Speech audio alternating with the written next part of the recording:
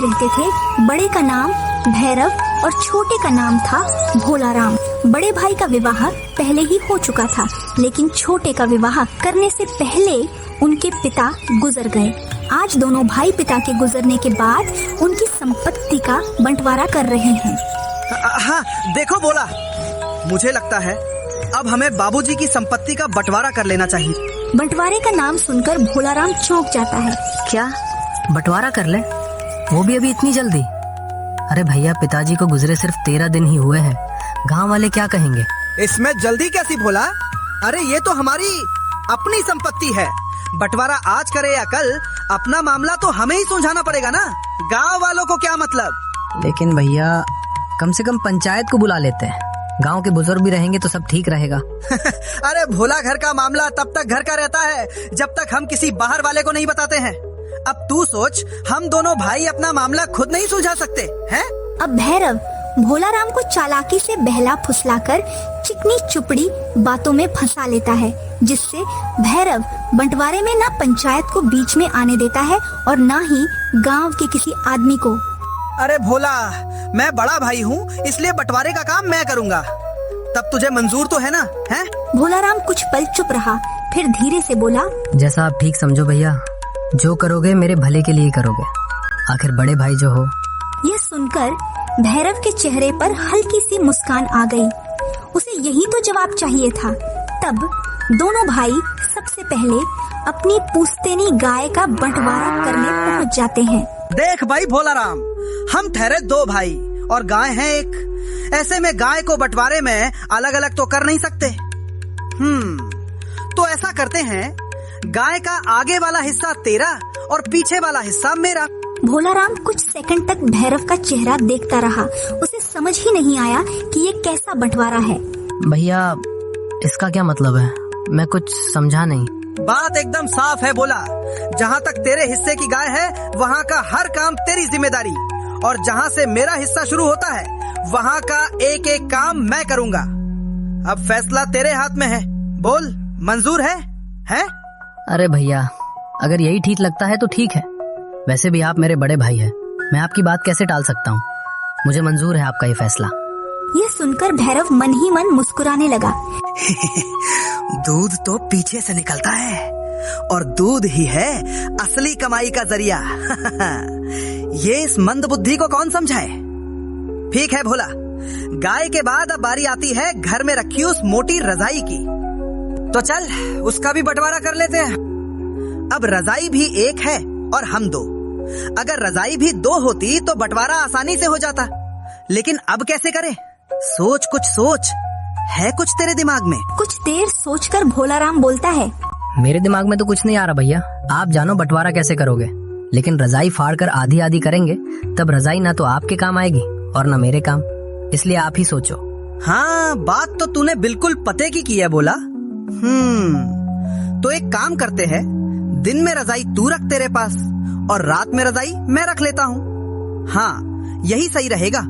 ऐसे में रजाई को भी आधी आधी करने की जरूरत नहीं पड़ेगी। बोल, कैसा लगा मेरा आइडिया? हैं? अरे क्या हुआ? किस सोच में डूब गया? बोल, कुछ तो बोल। नहीं भैया, ऐसी कोई बात नहीं है। आपका कल यह निर्णय मैं भला गलत कैसे ठहरा सकता हूँ? मुझे मंजूर है। वाह भैरव, वाह, रजाई का बंटवारा सुनकर तो धनवती खुश हो जाएगी। ठीक है तो बोला, अब बारी आती है अपने पुश्तैनी कुएं की। लगे हाथ उसका भी बंटवारा कर ही लेते हैं। तब दोनों भाई कुएं पर जाने के लिए घर से बाहर निकलते हैं। तभी भैरव की पत्नी उसे आवाज लगाकर बुला लेती है। तब भैरव धनवती को गाय और रजाई के बंटवारे वाली बात बताता है। तब बात सुनकर धनवती बहुत खुश हो जाती है। वाह जी वाह! मैंने जैसा बोला था ठीक वैसा ही किया है आपने, और मुझे तो विश्वास ही नहीं हो रहा, वो पागल भोला मान भी गया। अभी तो खेल शुरू हुआ है, आगे आगे देखती जाओ मैं कैसे सब कुछ अपना करता हूँ। लेकिन बंटवारा ऐसा करना कि गांव वाले भी कुछ न बोल सके, जो सुनने में बराबर लगे लेकिन फायदा सिर्फ हमारा हो। ऐसा बंटवारा कैसे हो सकता है? फायदा भी हमारा हो और बंटवारा भी बराबर लगे और गांव वाले भी कुछ ना बोले। अरे हो सकता है, बड़ी आसानी से हो सकता है। जैसा मैं बोलूं बस आप वैसा ही करते जाना।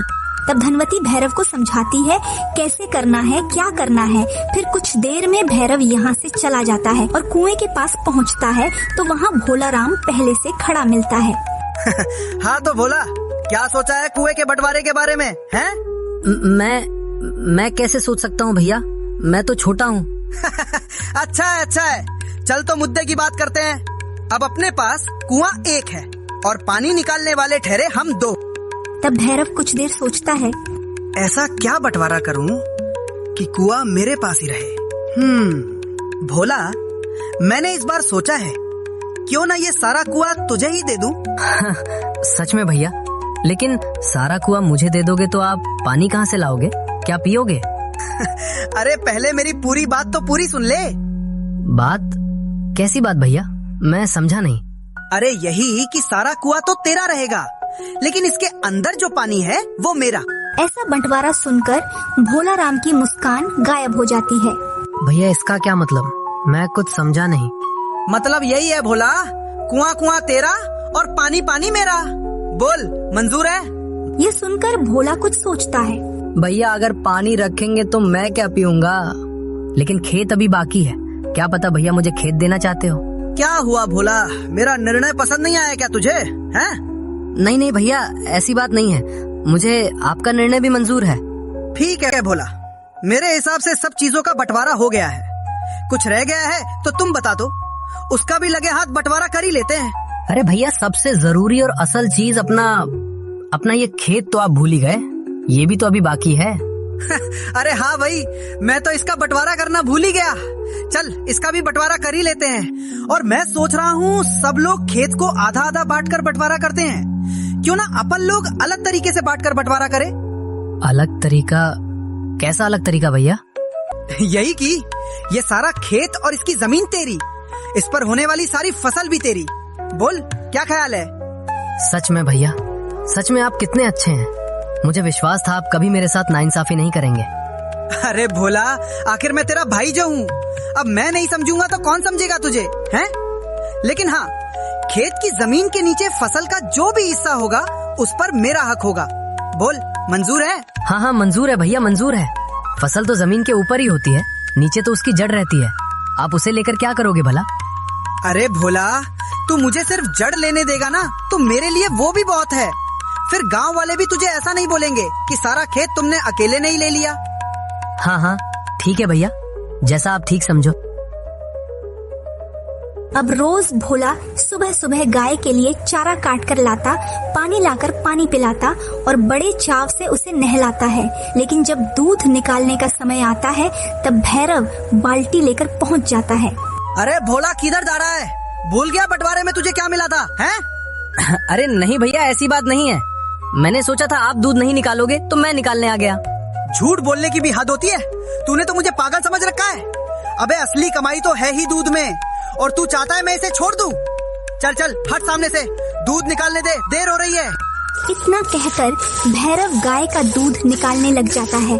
फिर कुछ देर बाद दूध निकालकर जैसे ही जाने लगता है तो भोला उसे रोक लेता है। अरे भैया, मैं भी सुबह से इसकी सेवा करता हूँ, चारा खिलाता हूँ, पानी पिलाता हूँ, नहलाता हूँ, तो दूध में मेरा थोड़ा हिस्सा भी नहीं बनता क्या? थोड़ा दूध तो मुझे भी डाल देते। अरे रे मेरे भोला, इतनी जल्दी बंटवारा भूल गया? नहीं भैया, ऐसी बात नहीं है। तो फिर तू दूध कैसे मान सकता है? आगे का हिस्सा तेरा और पीछे का हिस्सा मेरा है, और दूध भी पीछे वाले हिस्से से ही निकलता है, इसलिए दूध भी मेरा है। जिस दिन तेरे हिस्से से निकलने लग जाए तब तू रखने लग जाना। और रही बात चारा खिलाने की, तो तुझे याद दिला दूं, आगे का हिस्सा तेरा है तो खिलाने पिलाने की जिम्मेदारी भी तेरी ही हुई ना। ये सुनकर भोला का दिल टूट गया। उसने भैरव को कुछ नहीं कहा, बस चुपचाप अपना सिर झुकाकर यहाँ से सीधा खेत चला गया। खेत में दिन भर मेहनत करता है, फिर शाम को कुएं से जैसे ही पानी निकालने लगा तभी भैरव वहाँ पहुँच जाता है तो भोला के हाथ से पानी की बाल्टी छीन लेता है। तेरी हिम्मत कैसे हुई कुएं से पानी निकालने की? अरे भैया, बहुत तेज प्यास लग रही है, ले लेने दो ना पानी। अबे गधे की दुम, तेरा सिर्फ कुआं है कुआं, उसके अंदर जो पानी है वो मेरा है, मेरा। भूल गया बंटवारा? नहीं भैया, खेत से काम करके आया हूँ तो प्यास लग रही थी तो सोचा थोड़ा पानी पी लेता हूँ, अगर आप दिखते तो मैं आपसे मांग लेता। क्या मांग लेता? अरे तेरे लिए मेरे पास पानी की एक बूंद भी नहीं है। चल भाग जा यहाँ से। नहीं नहीं भैया, ऐसा मत कहो। इस गांव में मेरा कोई है तो वो आप ही है मेरे अपने। अगर आप ही मेरे साथ ऐसा करोगे तो मैं कहाँ जाऊंगा? वो सब मुझे नहीं पता। बंटवारा किया तब कहा था? सारे बंटवारे में तेरी मंजूरी थी, मेरे अकेले का निर्णय नहीं था। ठीक है भैया, मैं नहीं निकालूंगा पानी, लेकिन अभी के लिए कम से कम 1 लोटा तो दे दो भैया। नहीं, बिल्कुल नहीं। मैं तुझे 1 लोटा तो क्या, 1 बूंद भी नहीं दूंगा। कुएं का पानी सिर्फ मेरा है, मेरा। ये सुनकर भोला की आंखें भर आई। तब भोला चुपचाप यहाँ से चला गया। लेकिन कुएं का यह दृश्य गांव के कुछ लोगों ने भी देख लिया था। हाय राम राम राम, अथू कैसा भाई है, इसे तो डूब कर मर जाना चाहिए। हाँ रे, ऐसे लोग तो भाई के नाम पर कलंक है, कलंक। इसे तो कीड़े पड़ने चाहिए, कीड़े। गिरधारी, अब हमें चलकर गांव वालों को सच्चाई बतानी चाहिए। हाँ, सही कहा तूने। ससुर के जनों ने पिता की मृत्यु के 13 दिन बाद ही बंटवारा कर लिया, लेकिन भैरव ने बंटवारा बराबर नहीं किया। भोला के साथ बहुत नाइंसाफी की है उसने। उसके बाद ये बात धीरे धीरे पूरे गांव में आग की तरह फैल गई। अब रोज सुबह भोलाराम गाय की सेवा करता है, लेकिन दूध तो भैरव निकाल कर ले जाता है। एक दिन पड़ोस की काकी यह सब देख रही थी तो उन्होंने भोलाराम को पूछ ही लिया। अरे भोलाराम बेटा, तू सुबह शाम इतनी मेहनत करके गाय की सेवा करता है, उसे नहलाता है, तू ही उसे चारा डालता है, फिर भी दूध भैरव निकाल कर ले जाता है और तू ऐसे ही उसे देखता रह जाता है। क्यों बेटा, क्यों? क्योंकि काकी मैं तो गाय का आगे वाला हिस्सा संभालता हूँ और भैरव भैया गाय का पीछे का हिस्सा संभालते हैं। अब दूध उनके हिस्से में निकलता है तो दूध भी तो उन्हीं का होगा ना। अब काकी को यह समझते वक्त नहीं लगा और झट से भोला को बोली, बेटा तेरा भाई बहुत चालाक निकला। कोई अपने सगे छोटे भाई के साथ ऐसा कैसे कर सकता है भला? वो बहुत बुरा है बेटा। नहीं काकी नहीं, मेरे भैया बुरे नहीं हैं। उन्होंने तो मुझसे पहले ही पूछा था, तुझे मंजूर है क्या ये फैसला? पूछा था तो तूने मना क्यों नहीं किया? जरूर इसमें भी उसकी कोई चाल थी। अरे नहीं काकी, वो मेरा बड़ा भाई है, बड़ा भाई। मैं उनसे सवाल जवाब करूं ये मेरे पिता के संस्कारों के खिलाफ है। अब आप ही बताओ मैं क्या करूं? अरे तू अभी भी उसका पक्ष ले रहा है, तेरे साथ इतना सब करने के बाद भी? नहीं काकी, वो मेरा बड़ा भाई है, मेरे लिए भगवान सम्मान है। यह सुनकर काकी की आंखें भर आईं। भोला, भगवान ने तुझे बहुत बड़ा दिल देकर भेजा है बेटा।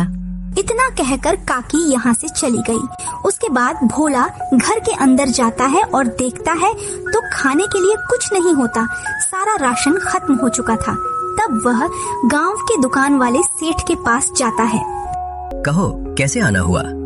सेठ जी, मुझे थोड़ा आटा उधार दे दीजिए, घर में राशन खत्म हो गए। उधार का नाम सुनकर धनराज सेठ हैरानी से भोला को देखने लगता है। उधार में आटा? तुम्हारे घर तो रोज दूध बिकता है। मेरी पत्नी भी तुम्हारे घर से ही दूध लेकर आती है, तुम्हें उधार लेने की क्या जरूरत? तुम लोग तो खूब पैसे वाले हो। तब भोला सेठ को बंटवारे की सारी कहानी बताता है, कैसे गाय खेत, रजाई और कुएं का बंटवारा हुआ है। यह सुनकर धनराज सेठ को समझने में बिल्कुल भी देर नहीं हुई। क्या? अरे रे भोला, तब तो तू अपने ही घर में नौकर बनकर रह गया। नहीं भाई नहीं, मैं तुझे उधारी आटा नहीं दे सकता। पर क्यों सेठ जी, फसल कटते ही आपके पैसे लौटा दूंगा। नहीं भाई नहीं, ना तो तेरे पीछे पत्नी है और ना बच्चे। अरे तेरे पीछे कोई है तो नहीं जिनसे पैसे मांग सकूं। क्या पता फसल काटने के बाद तू पैसे देगा भी कि नहीं। नहीं सेठ जी, मेरा विश्वास करो, मैं आपके सारे पैसे चुका दूंगा। अबे जा, तुझे उधार देकर मुझे बर्बाद नहीं होना। चल भाग यहाँ से भिखारी। ये सुनकर भोला का चेहरा शर्म से झुक गया, उसकी आंखें भर आईं, लेकिन उसने कोई जवाब नहीं दिया, बस चुपचाप यहाँ से चला गया। थोड़ा आगे चलने पर कुछ गांव वाले चौपाल पर बैठे थे। तभी भोला वहाँ से गुजर रहा होता है। अरे कोई इतने भोले इंसान के साथ ऐसा कैसे कर सकता है भला? हाँ रे, मैंने इतना लालची और इतना सीधा आदमी मैंने जिंदगी में नहीं देखा। अगर मैं भोला की जगह होता तो कब का भैरव की हड्डी फसली तोड़कर सीधा कर देता। हाँ सही कहा तूने, लेकिन भोला लड़ाई नहीं चाहता, उसे तो अभी भी अपने भाई से प्यार है। भोला इनकी बातें सुनकर भी कुछ नहीं बोला, बस मुस्कुराकर आगे बढ़ जाता है, लेकिन अंदर से उसका दिल टूट चुका था। उसे तो ये चिंता खाई जा रही थी, घर में खाने पीने को कुछ है नहीं, अब कैसे करूं गुजारा। हे ऊपर वाले, रास्ता दिखा। सोचते सोचते भोला घर पहुंच जाता है। अब रात होने लगी। भूख से हालत तो खराब थी ही, तभी ठंड ने भी अपना असर दिखाना शुरू कर दिया था। भोला ने बंटवारे में मिली रजाई को ओढ़ लिया। उसके कुछ देर बाद ठंड कम महसूस हुई ही थी कि तभी भैरव रजाई लेने पहुंच जाता है। अबे भोला, तू पागल हो गया क्या रे? हैं? रजाई रात में हमारी है, हमारी। ला इधर दे। देख कैसे आराम से खराटे मार रहा है। नहीं भैया नहीं, आज रजाई मेरे पास ही रहने दो ना। आज मेरी तबीयत बहुत ज्यादा खराब है। अरे रे रे, शर्म तो तुझे बिल्कुल भी नहीं आती झूठ बोलते हुए, हैं? मैं तेरी बातों में नहीं आने वाला। ला ला जल्दी दे रजाई, देख देर हो रही है मुझे। नहीं भैया, मैं झूठ नहीं बोल रहा, मेरा विश्वास करो। लेकिन भैरव भोला की एक नहीं सुनता और भोला से रजाई छीन कर ले जाता है। बाबूजी, अगर आप रहते तो मेरे साथ कभी ऐसा नहीं होने देते।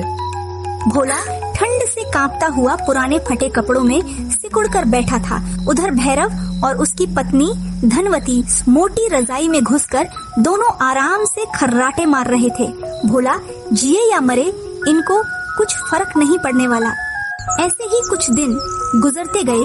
भोला अड़ोस पड़ोस से मांग मांग कर अपना गुजारा करने लगा। तभी देखते ही देखते खेत में बोई हुई आलू की फसल भी तैयार हो गई। तब भोला खेत से आलू निकालने लगता है। तभी भैरव भी वहाँ पहुँच जाता है। अरे अरे भोला, तू पगला गया क्या बे? हैं? अरे तुझे याद नहीं अपन लोगों ने खेत का बंटवारा कर लिया? हाँ भैया, मुझे अच्छे से याद है। खेत का बंटवारा हो चुका है और इस पर होने वाली सारी फसल मेरी है। आपने ही तो बोला था बंटवारा करते वक्त। अबे ढोल, मैंने तो ऐसा भी बोला था, मिट्टी के ऊपर जो भी होगा वो तेरा और मिट्टी के नीचे जो होगा वो मेरा। बोला था कि नहीं? हाँ बोला तो था। तो अब चल निकल यहाँ से। आलू मिट्टी के नीचे ही होते हैं और तब तक खेत में पैर मत रख देना जब तक मैं सारे आलू निकाल नहीं लेता। उसके बाद आकर घास फूस उठा लेना। अब जा यहाँ से, मुझे काम के बीच में कोई रुकावट नहीं चाहिए। तब भोला अपना टूटा दिल लेकर खेत से चला जाता है और कुछ देर बाद मुखिया से मदद मांगने उसकी हवेली पहुँच जाता है। आओ आओ भोला, कहो कैसे आना हुआ? क्या बताऊं मुखिया जी, मेरे भाई ने मेरे साथ बहुत गलत किया है, बहुत गलत। तब भोला मुखिया को सारे बंटवारों के बारे में बताता है और कैसे भैरव ने फसल भी हड़प ली। भोला, तू बहुत सीधा इंसान है, तभी तेरे साथ ऐसा हो जाता है। तेरी सबसे बड़ी गलती ये है कि तूने हमारे बिना बंटवारा कर लिया। अब मैं तो क्या, एक बार बंटवारा होने के बाद कोई भी तेरी मदद नहीं कर सकता।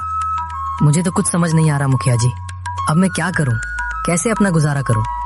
देख भोला, मैं तेरी बस इतनी ही मदद कर सकता हूँ कि तुझे अपनी दुकान में काम दे सकता हूँ ताकि तू अपना पेट भर सके। बोल आएगा काम पे? आपका धन्यवाद मुखिया जी, आपने कम से कम मुझे काम तो दिया। गांव वाले तो मुझे किसी काम के नहीं समझते। इतना कहकर भोला यहाँ से अपने घर चला जाता है। उसके कुछ देर बाद भोला के घर एक संत महात्मा भिक्षा मांगने आता है। भिक्षाम देहि, भिक्षाम देहि। तभी आवाज सुनकर भोला घर के बाहर आता है। बाबा मुझे माफ करना, मैं खुद एक भूखा हूँ, आपको कुछ नहीं दे सकता, आप गलत घर आ गए। बेटा, क्यों एक सन्यासी का मजाक उड़ा रहे हो? इतना अच्छा घर है तेरे पास, तुझे भला किस चीज की कमी हो सकती है? नहीं बाबा नहीं, घर अच्छा होने से कोई पैसे वाला नहीं हो जाता। आपको क्या बताऊं, गांव वाले तो मुझे भिखारी कहते हैं। उसके बाद भोला बाबा को अपनी सारी कहानी बताता है, कैसे उसके भाई ने गाय खेत, रजाई, कुआं, हर चीज में अपना फायदा देखकर बंटवारा किया है। इसलिए अब उसे दर दर की ठोकरें खानी पड़ रही हैं। अड़ोस पड़ोस से मांग मांग कर अपना पेट भर के गुजारा कर रहा है। बेटा, ये तो बहुत गलत हो रहा है तेरे साथ, लेकिन अन्याय करने वाले से ज्यादा दोषी जानबूझकर अन्याय सहने वाला दोषी होता है। यह सुनकर भोला चुप हो गया, उसके पास कोई जवाब नहीं था। देख भोला, मेरी बात मानेगा तो सब ठीक हो जाएगा। बात? कैसी बात महाराज जी? यही कि तेरे भाई को सबक सिखाने का समय आ गया। जैसा जैसा मैं कहता हूँ तू बस वैसा ही कर। नहीं महाराज जी, मैं अपने भैया को नुकसान नहीं पहुँचाना चाहता। अरे मूर्ख, हम उसे नुकसान नहीं पहुँचाएंगे, बस उसे उसकी ही भाषा में जवाब देंगे। तब बाबा भोला के बिल्कुल पास आए और उन्होंने उसके कान में कुछ कहा। जैसे जैसे भोला बाबा की बात सुनता गया, वैसे वैसे उसकी आंखें बड़ी होती गईं। कई महीनों बाद उसके चेहरे पर मुस्कान आई थी। महाराज जी, क्या सच में इससे भैया समझ जाएंगे? कहीं मुझ पर गुस्सा तो नहीं करेंगे? तू चिंता मत कर, तेरे सर पर बाबा का हाथ है। अगर वो ऐसे नहीं समझेगा तो उसे दुनिया समझा देगी। आपका बहुत बहुत धन्यवाद महाराज जी, आपने मुझे रास्ता दिखाया। लेकिन मेरी बात याद रखना बेटा, अन्याय करने वाला जितना दोषी होता है उससे ज्यादा अन्याय सहने वाला होता है। ये बात कभी मत भूलना। इतना कहकर बाबा यहाँ से चले जाते हैं। फिर शाम को भोला गाय को चारा खिला रहा था। तभी दूध निकालने का समय हुआ तो भैरव की पत्नी दूध निकालने आ जाती है। अरे भाभी, आज आप दूध निकालेंगी? भैया किधर गए? अरे भोला, तेरे भैया पास के गांव गए हैं आलू बेचने, रात तक आएंगे। इतना कहकर धनवती गाय का दूध निकालने बैठ जाती है। तभी भोला गाय के सींग पर लकड़ी मार देता है, जिससे गाय घबराकर एक जोरदार लात मारती है, जिससे दूध की बाल्टी और धनवती दूर जा गिरते हैं। हाय राम, मरवा दिया करम चले ने, मर गई रे। भोला दर्द से करहाती हुई धनवती को यही छोड़कर चला गया। उसके बाद जब रात को भैरव घर आता है तो पत्नी की ऐसी हालत देखकर उसके होश उड़ जाते हैं। अरे धनवती, ये क्या हो गया तेरे साथ? कैसे हुआ ये सब? तब धनवती भैरव को पूरी बात विस्तार से बताती है, यहाँ तक कि भोला ने दर्द से करहाती हुई धनवती को भी वहीं छोड़ दिया। यह सुनकर भैरव का खून खोल उठता है। उस भोला की इतनी हिम्मत है? उसने मेरी पत्नी के साथ ऐसा किया? मैं उसे नहीं छोड़ूंगा। नहीं भैरव, नहीं, रहने दो, मत जाओ उसके पास। भैरव गुस्से गुस्से में धनवती की बात बिल्कुल नहीं सुनता और सीधा भोला के पास पहुंच जाता है। अरे भैया, आप क्या हुआ? तेरी इतनी हिम्मत, मेरे सामने खड़ा होकर मुझे ही पूछ रहा है क्या हुआ? अरे तेरी वजह से ही आज धनवती की ऐसी हालत हुई है। आज तुझे नहीं छोड़ूंगा। बस भैया बस, बहुत हो गए आपके नाटक, लेकिन अब और नहीं। अरे भाभी की हालत मैंने नहीं, आपके लालच की वजह से हुई है। झूठ! तूने गाय को लकड़ी से मारा, तभी उसने लात मारी। हाँ तो इसमें गलत क्या है भैया? मैं अपने हिस्से की गाय को सहलाऊं या मारूं, आपको क्या लेना देना? भूल गए, बंटवारा आपने ही किया था। यह सुनकर भैरव अपना पैर जमीन पर पीटकर वापस आ गया। पहली बार उसी की चाल उसी पर भारी पड़ी थी। इस भोला का इलाज तो मुझे करना ही होगा। बहुत पंख निकल रहे हैं इसके। भैरव सुबह सुबह उठकर कुएं से पानी निकालने जाता है और तभी देखता है तो उसकी आंखें फटी की फटी रह जाती हैं। अरे ये क्या? रस्सी डोल और बाल्टी कहाँ गई? अरे भोला, अरे भोला! अभी आया भैया। तभी भोला जल्दी से भैरव के पास पहुंचता है। तब भैरव पूछता है, अरे भोला, आजकल चोर कुएं की बाल्टी, रस्सी और डोल भी चुराने लग गए क्या रे? नहीं नहीं भैया, वो सब तो सुरक्षित मेरे पास है। क्या? अबे तेरा दिमाग तो खराब नहीं हो गया? अब मैं कुएं से पानी कैसे निकालूंगा? है भैया, गुस्सा करने की जरूरत नहीं है। भूल गए बंटवारा? कुआं मेरा है, अब मैं इनके साथ कुछ भी करूं, मेरी मर्जी। आप कौन होते हो मुझसे पूछने वाले? अबे गधे, कुआं तेरा है तो क्या कुएं के अंदर पानी तो मेरा है ना? यही तो भैया, पानी आपका है तो क्या हुआ, पानी तक पहुंचने का रास्ता तो मेरा है ना। भैरव के पास इसका कोई जवाब नहीं था। उसका चेहरा उतर गया। अबे तू ऐसे नहीं मानेगा, तुझे तो पंचायत में सबके सामने कोड़े मरवाऊंगा। इतना बोलकर गुस्से में यहाँ से चला जाता है। तब भैरव गांव के मुखिया के पास जाता है और सारी बात बताता है तो मुखिया कहता है, देख भैरव, तूने बंटवारा पंचायत के बिना ही किया था, अब पंचायत तेरे मामले में नहीं पड़ सकती। मुखिया ने भैरव की एक नहीं सुनी। अब भैरव जिद का तो पक्का था ही, तो भैरव भोला को लेकर राजा के दरबार में पहुंच जाता है। फिर सारी बात राजा को बताता है, कैसे भोला ने उनका जीना हराम कर रखा है। सारी कहानी राजा को सुना देता है। अच्छा तो ये बात है। देखो भैरव, मैंने तुम्हारी बात सुनी है और तुम्हारा इल्जाम ये है कि तुम्हारा अपना छोटा भाई भोला तुम्हें गाय का दूध नहीं निकालने देता और कुएं से पानी भी नहीं पीने देता। ये तो गंभीर समस्या है। हाँ तो भोला, क्या ये सच है? अगर सच है तो तुम ऐसा क्यों कर रहे हो? हाँ महाराज, ये सच है, लेकिन मैंने जो किया है वो गलत नहीं है। मेरे भाई ने आपको आधी कहानी ही बताई है महाराज। क्या आधी बात ही बताई है? कहना क्या चाहते हो, साफ साफ कहो। महाराज, बात ये है कि गाय का आगे का हिस्सा मेरा, पीछे का मेरे भैया का। चारा, पानी, नहलाना सब मैं करूं, लेकिन दूध पूरा भैया ले जाएं। और जब दूध मांगता हूं तो बोलते हैं दूध हमारे हिस्से में आया है, इसलिए सारा दूध हमारा है। अरे रे रे रे, ऐसा भी कोई करता है क्या भला? इसलिए मैंने अपने भैया को सबक सिखाने के लिए गाय के सिंग पर लकड़ी रखी, जिससे गाय डर गई।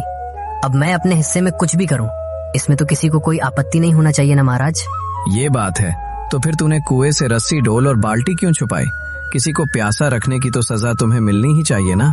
हाँ महाराज, इसे ऐसी सजा दो जिसे ये जिंदगी भर ना भूल सके। महाराज, अगर आपको लगे मैंने गलती की है तो आप मुझे जरूर सजा दें, लेकिन उससे पहले कुएं की भी सच्चाई आपको जान लेनी चाहिए। अरे तुम लोग हो क्या चीज? जो भी बात है, सबके पीछे कुछ न कुछ राज छुपा रखे हो। क्या है कुएं के पीछे की सच्चाई? जल्दी बता। महाराज, जब कुएं का बंटवारा किया तब मेरे भाई ने सारा कुआं मुझे दिया और अपने हिस्से में सिर्फ कुएं का पानी रखा। जब मुझे प्यास लगी तब इसने मुझे पानी का एक लोटा भी कुएं के पानी से नहीं लेने दिया। अब कुएं से पानी निकालने का रास्ता मेरे हिस्से में है, इसलिए महाराज मैं अपना हिस्सा क्यों काम में लेने दूंगा। भोला, तुम्हारा कहना भी सही है। हाँ, तुमने भैरव को ईंट का जवाब पत्थर से दिया है। वाह भाई वाह, मान गए तुमको। तुम्हारा नाम भोला जरूर है, लेकिन तुम भोले हो नहीं। महाराज, ये क्या? आप तो इसकी तारीफ करने लगे। मैं यहाँ न्याय मांगने आया था। मुझे न्याय दिलाइए महाराज, मुझे न्याय दिलाइए। अरे मूर्ख, तुझे शर्म आनी चाहिए। तूने अपने छोटे भाई के साथ ही ऐसा अन्याय किया। अब मुझे गुस्सा आने से पहले चुपचाप यहाँ से निकल जा, वरना तेरे इतने कोड़े मरवाऊंगा कि 7 जन्मों तक ऐसा काम कभी नहीं करेगा। अब निकल जा मेरी आंखों के सामने से। राजा ने इतना बोला ही था, भैरव डर के मारे चुपचाप यहाँ से चला जाता है और गुस्से गुस्से में घर पहुँच जाता है। अबे ये ससुरा कैसा राजा है? मैं गलती करूँ तो गलत और वो भोला गलती करे तो सही। ये कैसा न्याय है? शाम हुई तो भोला ने रजाई को पानी में डुबो दिया। रजाई पूरी भीग गई। उसके बाद भोला ने रजाई को सुखाया भी नहीं। अब जैसे ही रात हुई, भैरव हमेशा की तरह मुस्कुराता हुआ रजाई लेने पहुंच जाता है। बहुत ठंड है भाई, बहुत ठंड। लेकिन जैसे ही उसने रजाई उठाई, उसके हाथ ठंडे पानी से भीग गए। भोला, ये क्या किया तूने? रजाई पूरी भीगी हुई है। अब रात को हम सोएंगे कैसे? हैं? गुस्सा करने की जरूरत नहीं है भैया। दिन में रजाई मेरी है तो मैंने सोचा मैं इसे नहला दूं। अब दिन में मैं इसे नहलाऊं या सुखाऊं, मेरी मर्जी। रात में रजाई आपकी है तो आप रात में इसके साथ चाहे जो कर सकते हैं। तभी भैरव सोचता है, आजकल भोला को हो क्या रहा है? पहले तो ये ऐसा नहीं था। अब भैरव रजाई वाली बात अपनी पत्नी को बताता है, तब वो भी सुनकर डर जाती हैं। भैरव, अब हम कैसे सोएंगे? रात की ठंड तो हमारी जान निकाल देगी। पूरी रात भैरव और धनवती ठंड में कांपते रहे। उसको पहली बार एहसास हुआ कि तकलीफ कैसी होती है। उसके बाद सुबह होते ही भोला खेत पहुंच जाता है, जहां भैरव और धनवती भी थे। लेकिन भोला किसी की भी परवाह किए बगैर सारे खेत में आग लगाकर सारी फसल बर्बाद कर देता है। अरे रे रे मूर्ख पागल इंसान, तुझे हो क्या गया है? तू क्यों मुझे बर्बाद करने पर तुला है? भैया, ज्यादा उछलने की जरूरत नहीं है। क्या बोला बे? ये फसल मैंने अपने पैसों से लगाई थी। ये तेरी नहीं, मेरी है। तेरी नहीं जो इसे जला डाली। लगता है आप भूल गए, सारा खेत मेरा है और इसकी जमीन के ऊपर जो भी होगा वो सब मेरा है। ये आप नहीं बोला था? भैरव वापस राजा के पास शिकायत करने पहुंच जाता है, ये सोचकर कि इस बार राजा इसे जरूर सजा देंगे। तो फिर आ गया, इस बार क्या कांड हो गया है? महाराज, भोला ने इस बार मेरी सारी फसल को आग लगाकर बर्बाद कर दी। अब मैं क्या खाऊंगा, कैसे अपना गुजारा करूंगा? आप ही बताइए महाराज। क्यों भोला, क्या ये सच है? तुमने ही फसल को आग लगाकर बर्बाद किया है? हाँ महाराज, ये सच है। मैंने ही फसल को आग लगाकर बर्बाद किया है। लेकिन महाराज, मैं अपने हिस्से को रखूं या जलाऊं, इससे किसी को कोई दिक्कत नहीं होनी चाहिए ना महाराज। ये तो मेरा हक है, इसमें मेरी क्या गलती? अपना हिस्सा? मैं कुछ समझा नहीं, पूरी बात विस्तार से बता भैरव। हमेशा आधी अधूरी बात बताता है। महाराज, मेरे भाई ने बंटवारे में कहा था सारा खेत तेरा और इस जमीन के ऊपर जो होगा वो सब तेरा, लेकिन जमीन के नीचे जो होगा वो सब भैरव का।